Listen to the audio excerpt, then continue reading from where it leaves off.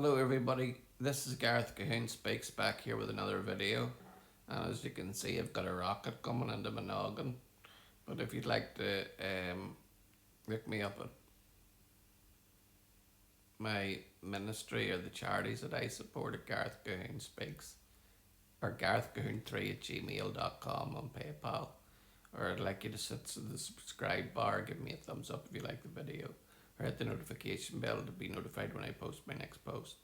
This one here is Iran and the Houthis fired dozens of missiles at Israel.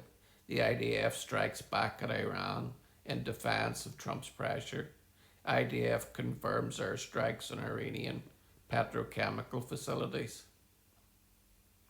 The Iranian regime fired dozens of ballistic missiles at Israel on Sunday evening and into Monday morning, starting the strikes came in response, stating that the strikes came in response to an IDF strike against Hezbollah in the Lebanese capital of Beirut several hours ago.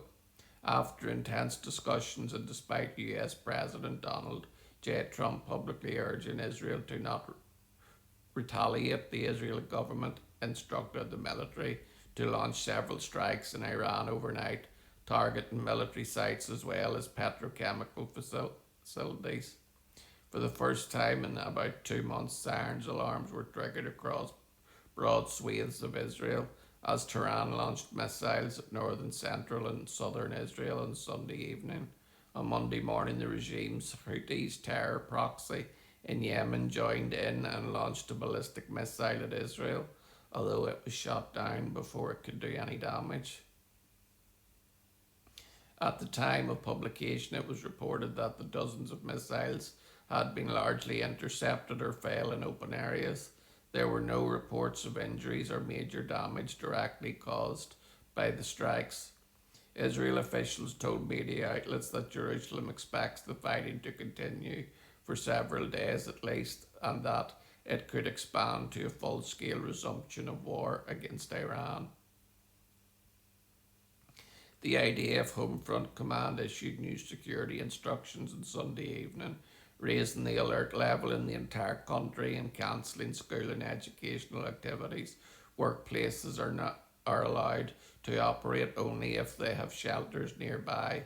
The Israeli Health Ministry instructed hospitals to move operations to protected underground facilities and prepare for the discharge of patients. The IDF reportedly called up thousands of reservists across all fronts to be ready for a resumption of war against Israel. Although Prime Minister Bibi Netanyahu and other senior officials had not publicly commented on the situation by the time of publication, Israel ambassador to the United Nations Yael Leiter wrote on X, "No self-respecting country in the world would tolerate such an attack, and neither will Israel. Israel is now targeting Iranian surface-to-surface missile launch sites, as well as infrastructure facilities unrelated to the enemy energy sector. The people of Lebanon have rejected Iran's proxy, Hezbollah, and have told Iran to get out of their country. If Hezbollah fires at Israel, its command centres in the Daya will be hit hard. This has nothing to do with Iran," Leiter added. Notably, the IDF also confirmed that the Air Force struck several targets at the petrochemical complex in Mashhad in southwestern Iran. Israel has previously avoided targeting oil infrastructure under pressure from the US, which had classified the strikes as a further escalation. Shortly after the first Iranian missiles launched, Trump told Netanyahu in a phone call not to respond, according to several media reports. Speaking to Israel's Channel 12, Trump said the Iranian strikes didn't hurt anybody. Hopefully Israel is not going to retaliate. If Bibi strikes them back, it's just going to keep going like that, like it has for the last 47 years or the last 3,000 years. Trump reiterated that the US was very close to a final deal with Iran and warned that another round of fighting would derail this process. Each of them had their fun Israel had its strikes in Beirut and Iran had its strikes. We don't need another one.